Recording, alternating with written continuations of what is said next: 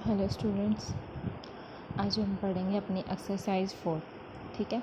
Exercise 3 पर जैसे exercise 3 की क्या थी, अपन ने मैट्रिक्स के बारे में पढ़ा था, उसी तरह आपका क्या है डिटर्मिनेंट यानी सारणिक रूप। मैट्रिक्स में अपन क्या निकालते थे, मैट्रिक्स में मैंने बताया था मैट्रिक्स किसी भी क्रम का हो सकता है, लेकिन अपन उसका एक पर्टिकुलर मान नहीं निकाल सकते। जबकि सारणिक में चाहे वो किसी भी क्रम की हो, अपन सारणिक में उसकी वैल्यू ज्ञात कर सकते हैं। और उसकी वैल्यू एक क्या आएगी, आपके पास अद्वितीय संख्या आएगी। अद्वितीय संख्या का मतलब उसके बराबर कोई संख्या ना हो। जिस प्रकार से अपन अगर सारणिक की क्या देखें, डेफिनेशन देखें, तो देखा क्या क्या दे रखी है डेफिनेशन की, कोई भी आव्यूह ए क्या है, मैंने मान लिया n क्रॉस n वर्ग आव्यूह है। ठीक है। n क्रॉस n का मतलब उसमें n ही पंक्ति है और n ही क्या है, स्तंभ है, एक वर्ग आव्यूह है। तब एक अद्वितीय संख्या आपके पास क्या आएगी, एक अद्वितीय संख्या। अद्वितीय संख्या यानी उसका अपन ने मान डिफाइन करेंगे तो आपके पास एक पर्टिकुलर मान आएगा। तो उस अद्वितीय संख्या को क्या बोलेंगे, आव्यूह ए की सारणिक कहते हैं। सारणिक को अपन किस प्रकार से सारणिक ए भी लिख सकते हैं, या मोड ऑफ ए भी लिख सकते हैं, या डेल्टा भी लिख सकते हैं, या डेल्टा एन का मतलब यहाँ क्या हो जाएगा, वो n क्रॉस n का कोई वर्ग आव्यूह। या फिर अपन क्या लिख सकते हैं, डिटर्मिनेंट ऑफ ए भी लिख सकते हैं। यानी सारणिक को अपन सारणिक ए भी लिख सकते हैं, मोड ऑफ ए, इसे मोड ऑफ ए नहीं पढ़ेंगे, इसे बोलेंगे ए का सारणिक। ठीक है। डेल्टा से भी प्रदर्शित कर सकते हैं, डेल्टा एन से भी प्रदर्शित कर सकते हैं, या फिर डिटर्मिनेंट ऑफ ए से भी प्रदर्शित कर सकते हैं।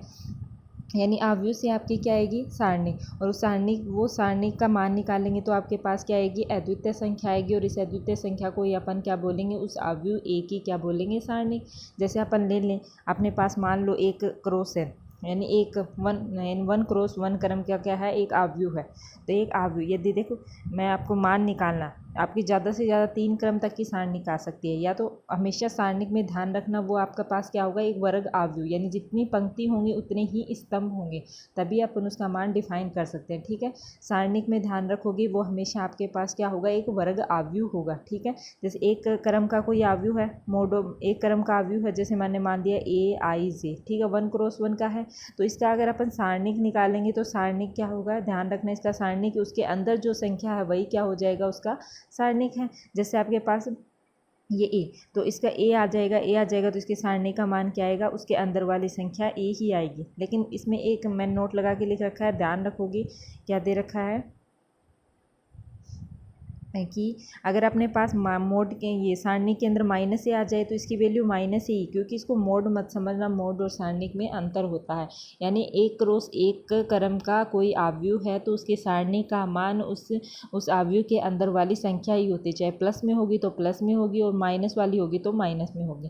ठीक है। जैसे 2 क्रॉस 2 की सारणिक है तो अपन उसका मान कैसे निकालेंगे, आपके पास 2 क्रॉस 2 का जैसे मैंने आव्यूह मान लिया, ये है A1 B1 A2 B2। अगर इसके सारणी का मान निकालोगे, देखना कैसे निकालोगे, A2 और इधर B2। ठीक है। इसका मान निकालोगे, प्रसार करोगे तो इसका होगा कि मुख्य विकिरण, मैंने बताया था आव्यूह में मुख्य विकिरण क्या होता है, ये वाला क्या होता है आपका मुख्य विकिरण, या फिर इसे अपन क्या बोल सकते हैं, अग्र विकिरण बोल सकते हैं। तो क्या आएगा, इसका प्रसार करेंगे तो आपके पास आएगा A1 B1 A1 B2। इधर मुख्य विकिरण के अवयवों का गुणन माइनस क्या आ जाएगा, A2 B1।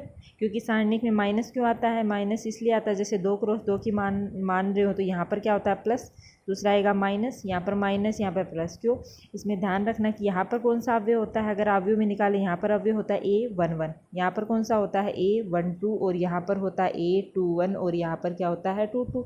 यानी कि सारणिक में ध्यान रखना, जहाँ पर भी विषम बन रहा हो, देखा यहाँ पर A11 को जोड़ोगे तो कितना आएगा 2, सम संख्या आएगी। यहाँ पर कितना A12 और 12 को जोड़ोगे तो 3, यहाँ पर क्या आएगी विषम संख्या, और यहाँ पर भी विषम संख्या, और यहाँ पर सम संख्या। जहाँ पर विषम संख्या बन रही है वहाँ सारणिक में किसका चिन्ह आएगा, माइनस का, और जहाँ पर सम संख्या बन रही है वहाँ पर सारणिक में किसका चिन्ह आएगा, प्लस का। ठीक है। ये चीज़ ध्यान रखना, इसलिए वहाँ पर क्या आया आपका माइनस का साइन आया। ठीक है। तो ये आएगा A1B2। ठीक है। यहाँ पर क्या था आपका प्लस था, इसलिए मैंने प्लस का चिन्ह को लगाना जरूरी नहीं है। फिर B1 लेंगे तो B1 कौन सा, A12 का एलिमेंट, यानी विषम आ रहा है तो चिन्ह किसका आ गया, माइनस का, और ये क्या आ जाएगा A2B1। यानी 2 क्रॉस 2 की सारणिक है तो इसका मतलब होगा मुख्य विकिरण या अग्र विकिरण के अवयव का गुणन माइनस क्या आ जाएगा, पश्च विकिरण यानी पिछले विकिरण के अवयव का गुणन। मुख्य विकिरण के अवयव का गुणन माइनस क्या आ जाएगा, पिछले विकिरण के अवयव का गुणन। इससे क्या करते हैं अपन 2 क्रॉस 2 क्रम के सारणिक का प्रसार कर सकते हैं। ध्यान रखोगे मुख्य विकर्ण के अवयवों का गुणन माइनस क्या आ जाएगा पिछले विकर्ण के अवयवों का गुणन। अब देखते हैं अपन 3 क्रॉस 3 के सारणिक का प्रसार किस प्रकार से करते हैं। ये इंपॉर्टेंट है, ज़्यादातर क्वेश्चन आपको इसी के मिलेंगे। जैसे 3 क्रॉस 3 का मैंने ये सारणिक अवयव मान लिया, ठीक है। यहाँ पर A11 A12 A13 A21 A22 A23 A31 A32 और A33, ठीक है। अगर मैं इसके सारणिक का मान निकालूँ तो वही ध्यान रखोगे कि कहाँ प्लस आएगा, कहाँ जहाँ पर सम संख्या बन रही है वहाँ प्लस, जहाँ पर विषम संख्या बन रही है वहाँ पर माइनस। देखो A11 सम संख्या बन रही है प्लस आ जाए, A12 विषम संख्या बन रही है माइनस, A13 सम संख्या बन रही है प्लस, ऐसे A21 विषम संख्या तो माइनस फिर प्लस माइनस, ठीक है। A31 सम संख्या बन रही है तो प्लस, A32 विषम संख्या बन रही है तो माइनस और A33 सम संख्या बन रही है तो प्लस। ये चीज़ ध्यान रखोगे सारणिक में, ठीक है। क्या ध्यान रखोगे, एक तो सारणिक के लिए आपके पास हमेशा क्या होना चाहिए, वर्ग अवयव होना चाहिए। दूसरा, जहाँ पर विषम संख्या बन रही है वहाँ पर माइनस साइन आएगा और जहाँ पर सम संख्या बन रही है वहाँ पर क्या आएगा आपका विषम साइन। तो देखना तृतीय क्रम के सारणी का प्रसार करने का 2 तरीके से कर सकते हैं। एक आपके सारुष चित्र आएगा, उससे भी अपन 3 क्रॉस 3 के क्रम की सारणी का प्रसार कर सकते हैं, वो आपके आगे आएगा। यहाँ समझना कैसे करोगे, ठीक है, ध्यान से समझना। जैसे मैं ले लूँ पहला अवयव ले लूँ, पहला अवयव मैंने क्या ले लिया, A11 ले लिया, ठीक है, ठीक, A11 ले लिया। फिर उसके गुणा में आएगा कि A11 का उपसारणिक लेंगे। देखना उपसारणिक आप सारुष चित्र और उपसारणिक आगे आएगा, फिर आगे बताऊंगी, लेकिन यहाँ समझ लो।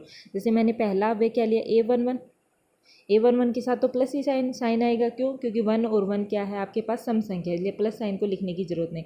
इसके गुणा में क्या लेंगे, A11 का उपसारणिक। A11 का उपसारणिक कैसे निकालेंगे, जैसे आपके पास यहाँ से देखना ये सारणी है, इसका उपसारणिक कैसे निकालेंगे कि आप जहाँ पर A11 है ना उसके संगत पंक्ति को छोड़ दिया और उसके संगत स्तंभ को छोड़ दो, ठीक है, छोड़ दिया। बाकी जो अव्यय बचेंगे, बाकी अव्यय क्या बच गए, ये बच गए, ये क्या हो जाएगा आपका A11 का उपसारणिक। बाकी अव्यय कौन सा बचा, इधर तो बच गया A22, इधर A23, इधर A32 और इधर बच गया A33, ठीक है।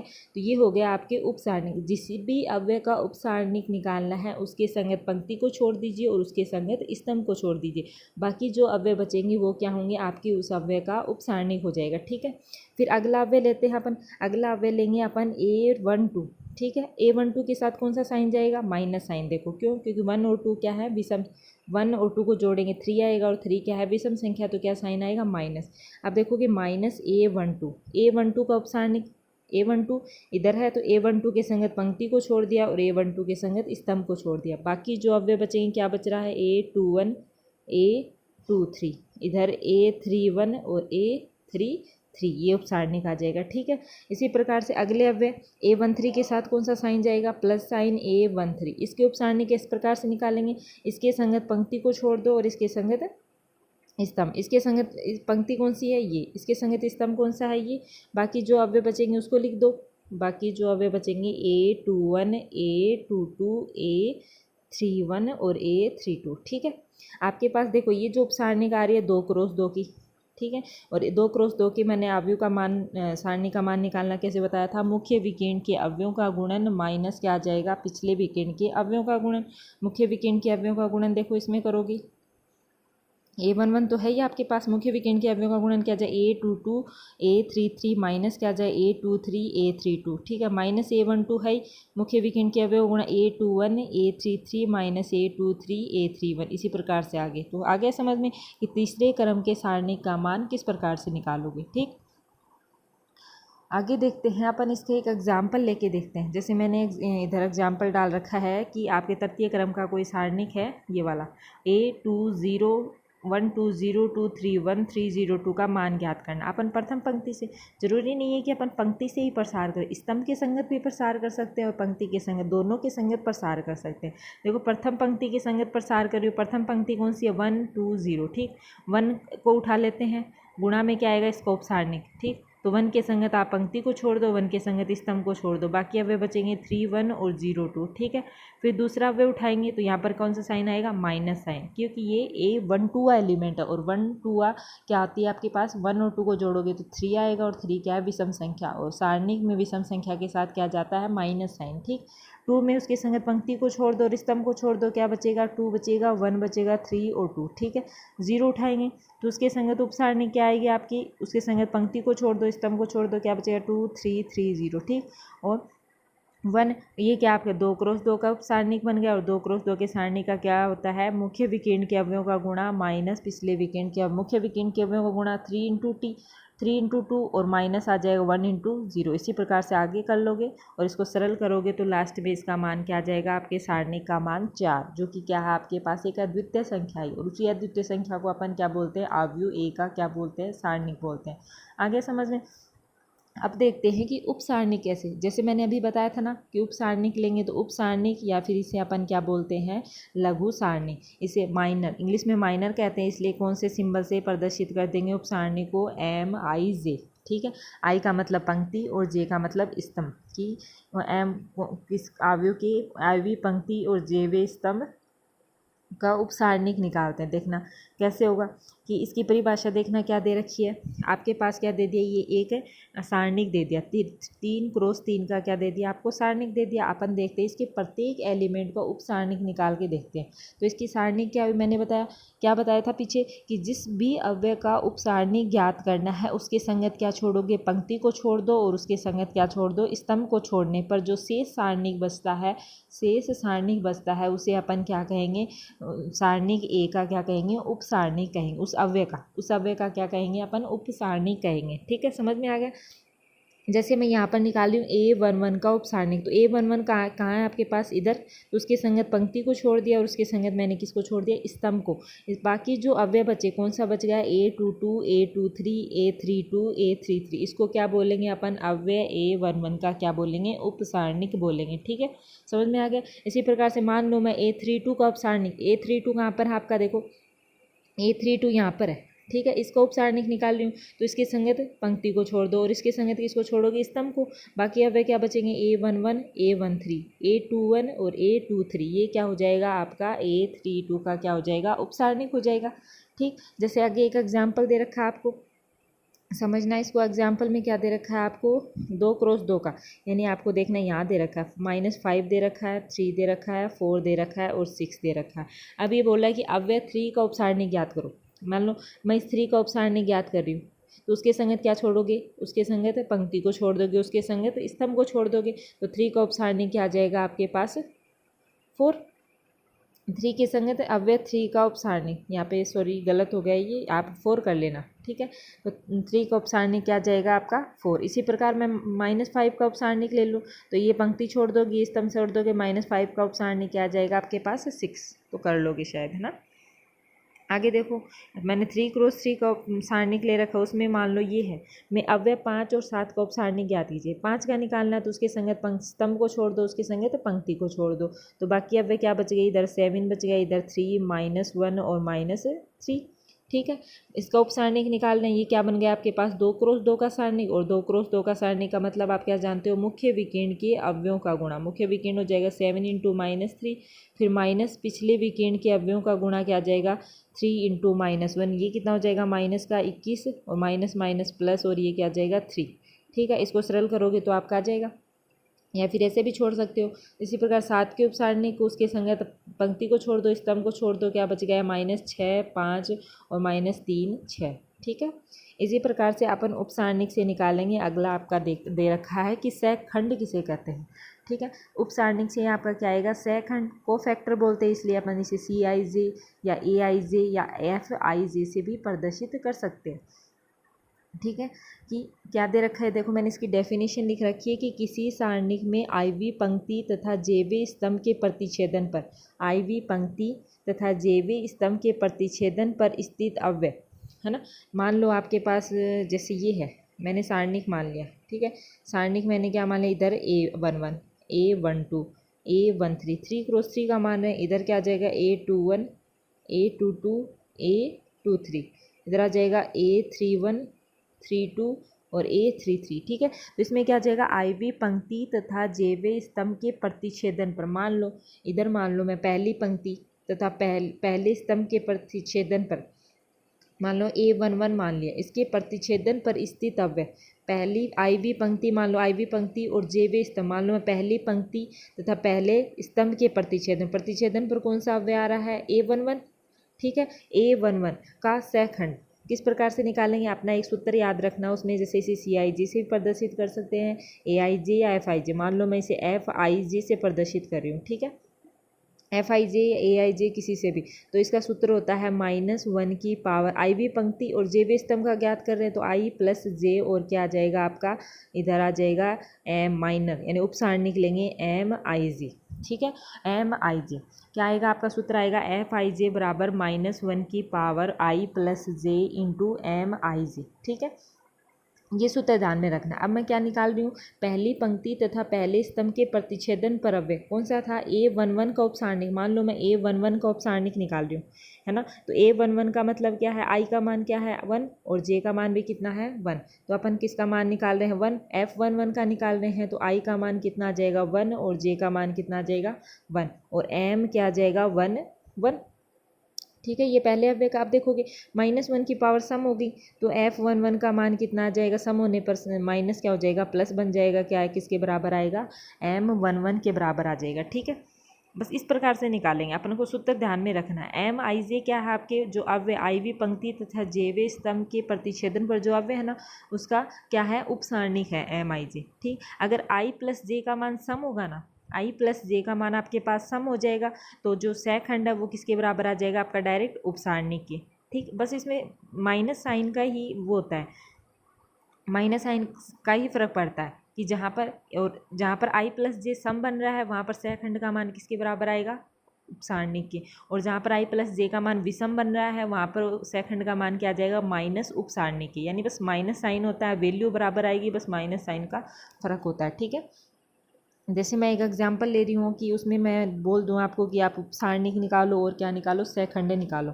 ये मैंने 3×3 का क्या ले लिया, उपसारणिक। ठीक, और मैं बोल दूँ कि इसमें -2 का अव्यय, -2 कहाँ है, -2 का सहखंड निकालो। ठीक है, पहले मैं -2 का सहखंड के लिए आपको उपसारणिक की जरूरत पड़ेगी, पहले मैं -2 का क्या निकाल रही हूँ, उपसारणिक। तो -2 कौन सा अव्यय है, M21वां अव्यय। ठीक है, M21वां अव्यय है, M21वां अव्यय है तो इसका उपसारणिक क्या आएगा, इसके संगत पंक्ति को छोड़ दो और इसके संगत क्या छोड़ दो, स्तंभ को छोड़ दो, तो इसका उपसारणिक आ जाएगा 4 -1 -5 और 2। ठीक है, तो ये आ जाएगा, इससे क्या आ जाएगा, मुख्य विकर्ण के अवयव का गुणा 4 दूनी क्या हो जाएगा 8, फिर माइनस साइन पिछले विकर्ण के -5 को -1 से करोगे तो 5 आएगा, तो ये कितना आ जाएगा, उपसारणिक का मान कितना आ गया आपके पास 3 आ गया। ठीक है, M21 का 3 आ गया तो अपन किसका निकाल सकते हैं, इसके सहखंड का मान। देखो मैंने बताया सिर्फ माइनस साइन का अंतर रहेगा और कोई भी अंतर नहीं रहेगा, वैल्यू सेम रहेगी। अब देखोगे 2 और 1, I का मान 2 हो जाएगा और J का मान 1, तो क्या जाएगा -1 की पावर 2 + 1 और उपसारणिक का मान कितना आ गया आपका 3, तो इसका वैल्यू कितनी आ जाएगी, माइनस साइन आएगा, माइनस कितना आ जाएगा 3। ठीक, देखो वैल्यू सेम है, बस माइनस साइन। अगर वैल्यू I प्लस जे का मान यहाँ पर विषम बन रहा था तो साइन किसका आ गया, माइनस का। अगर ये सम बनता तो साइन किसका आ जाता, प्लस का। इस प्रकार से आप ज्ञात कर सकते हो। इसी प्रकार से आप -5 का सहखंड निकाल सकते हो। -5 कौन सा अव्यय है, A32 एलिमेंट है, A32 एलिमेंट, और 3 और 2 कितने होते हैं 5, विषम बन रहा है तो क्या आ जाएगा आपका माइनस, और उसके संगत की उपसारणिक निकालेंगे तो क्या आ जाएगा, इसके संगत पंक्ति को छोड़ दो, इसके संगत स्तंभ को छोड़ दो, बाकी अव्यय क्या बचेंगे, 7 बचेगा, -1 बचेगा, -2 और 0, और इसके उपसारणिक का मान आप निकाल सकते हो। ठीक है, अब देखना कि आपके पास 3×3 का कोई सारणिक है तो उसके सारूष चित्र, एक तो मैंने बताया प्रसार करके आप 3×3 के सारणिक का मान निकाल सकते हो, और एक कैसे निकालोगे आप, सारूष चित्र ईजी करने के लिए अपन यहाँ पे देखेंगे सारूष चित्र क्या होता है। ठीक, देखो जैसे मान लो, समझना आप लोग कैसे समझोगे, यहाँ पर मान लो मैं कोई सारणिक ले लेती हूँ। ठीक है, जैसे मैंने ले लिया 3×3 की A1 B1 C1। ठीक है, इधर आ गया A2 B2 और C2, इधर क्या आ गया A3 B3 और C3। ठीक, सारूच चित्र से कैसे निकालोगे आप, जो लास्ट का जो स्तंभ है C1 C2 C3 को छोड़ दोगे और बाकी A1 B1 A2 B2 A3 B3 को वापस लिख लोगे, आगे लिख लोगे। देखना छोटा लिख लेती हूँ इसको थोड़ा, जैसे मैंने यहाँ पर लिखा। ठीक है, क्या जाएगा A1 B1 C1 A2 B2 C2, इधर आ गया A3 B3 और C3।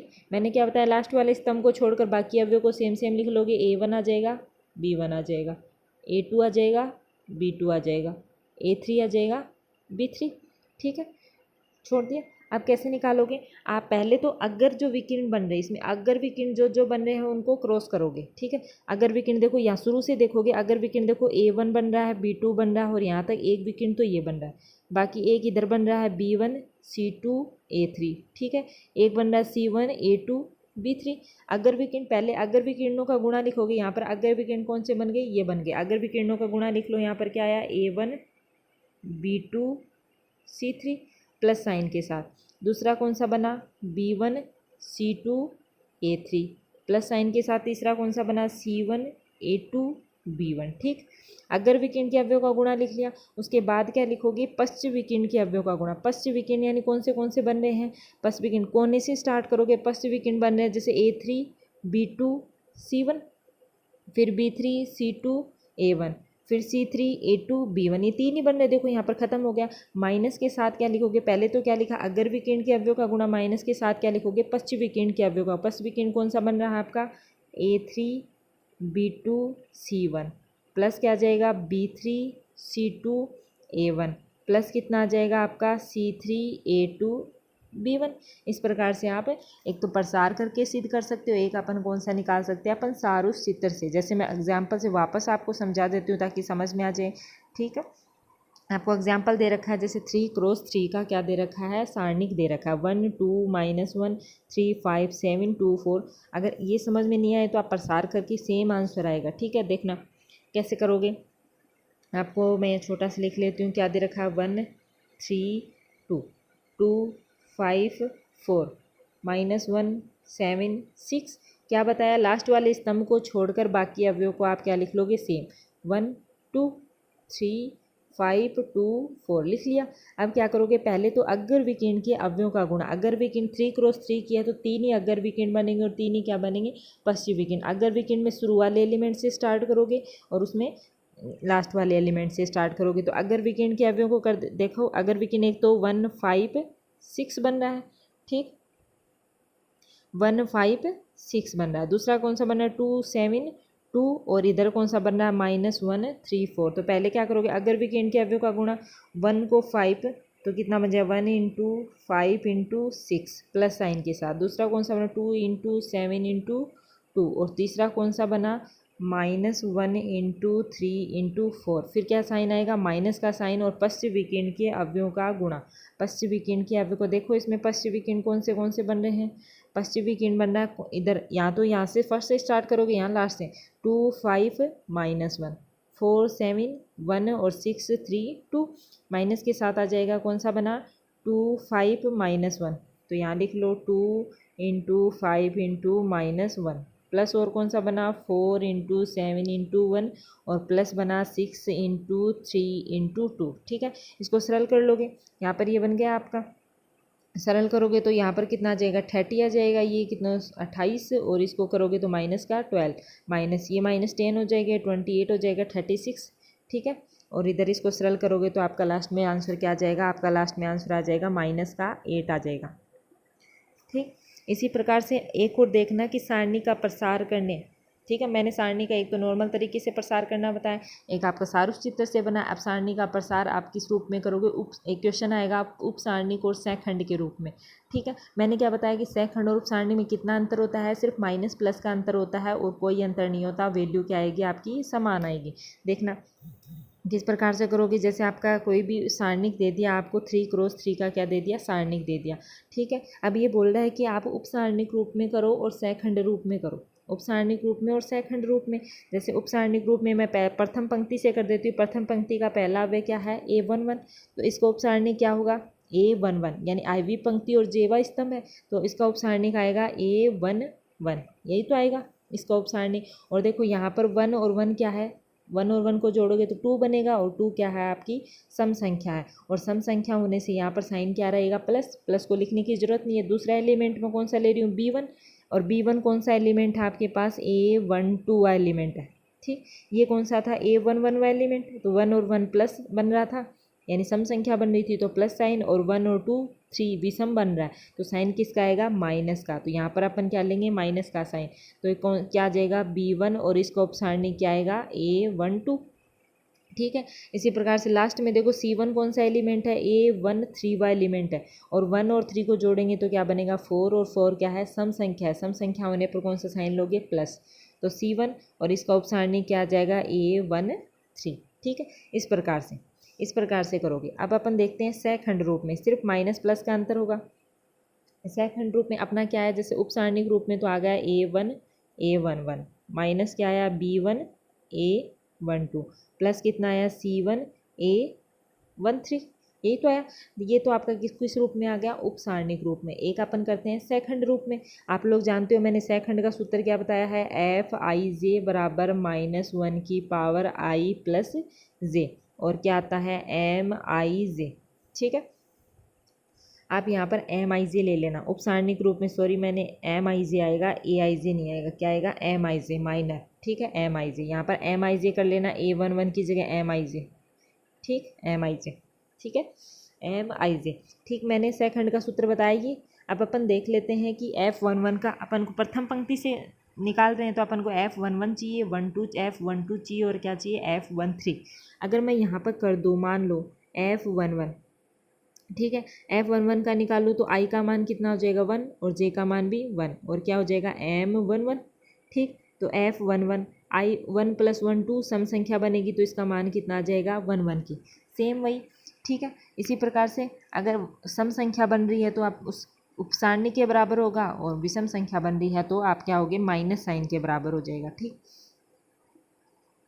अब देख लेते हैं अपन F12 का, सेम वही रहेगा। F12 में कितना आएगा, i का मान 1 और j का मान 2, और क्या आ जाएगा, M12। देखो यहाँ पर विषम बन रही है, विषम होने से आपका F12 की वैल्यू कितनी आ जाएगी, -Mi2।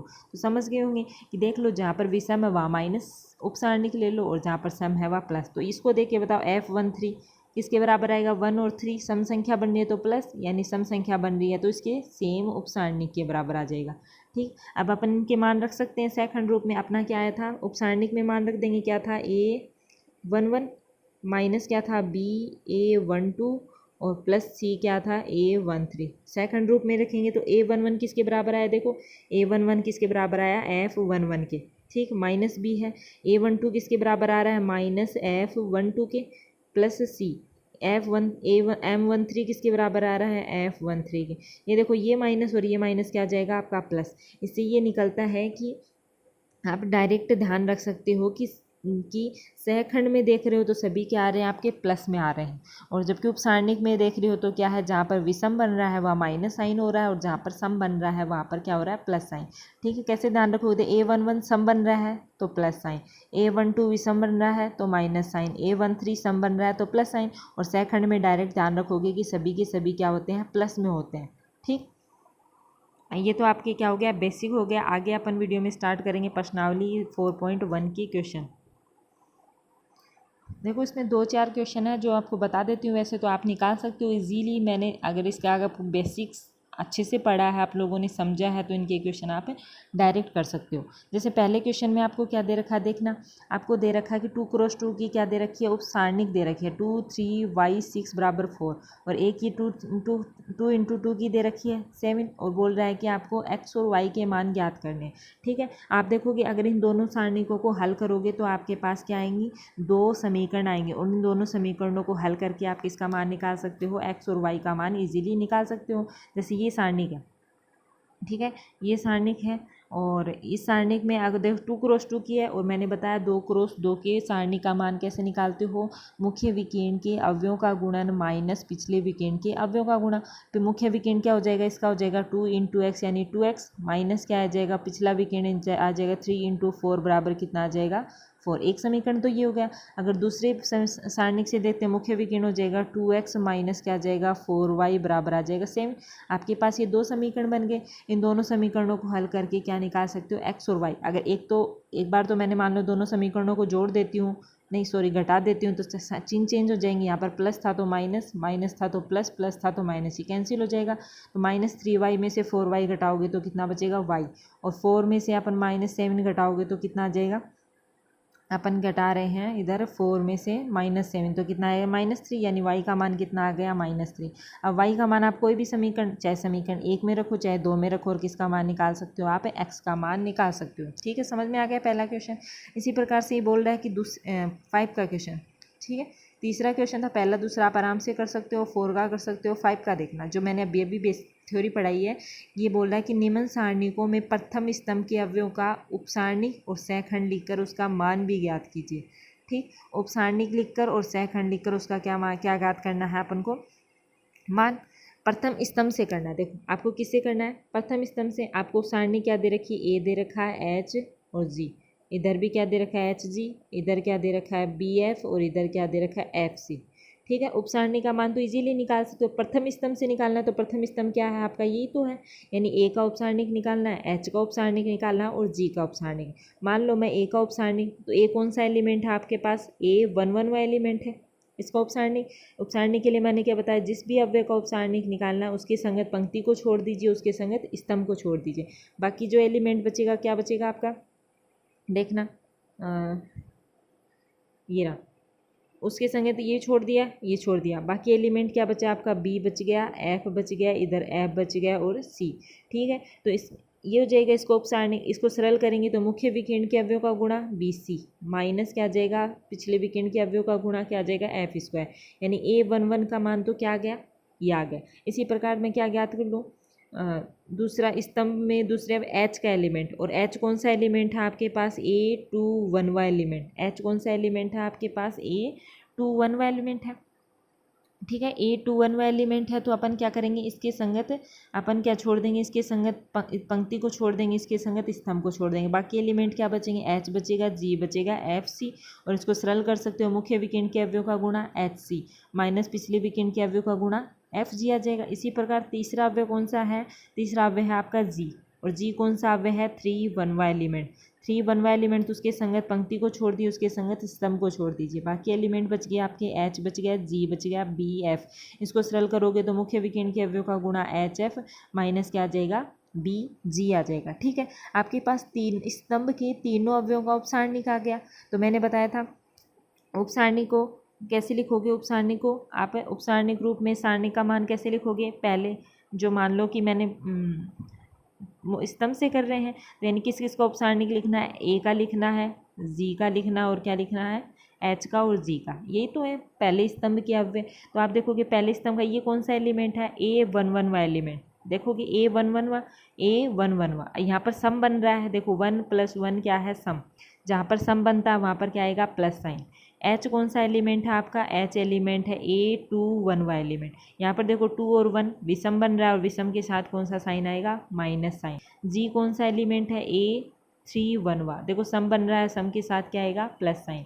ठीक है, ये तो क्या आ गया, सारणी का मान उप सारणिक रूप में। A11 का मान अपन ने निकाल लिया, A21 का मान अपन ने निकाल लिया, A31 का मान निकाल लिया। ये सारे मान आप क्या रख दोगे, इसमें रख दोगे तो आपका क्या आ जाएगा, सारणिक का मान आ जाएगा। देखो ठीक है, उपसारणिक रूप में आ जाएगा ना, उपसारणिक रूप में। देखो ये उपसारणिक रूप में।